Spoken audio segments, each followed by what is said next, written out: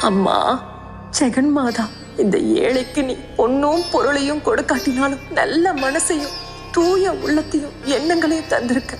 அதுக்காகவே உனக்கு கோடானு கோடி நன்றி தாயே.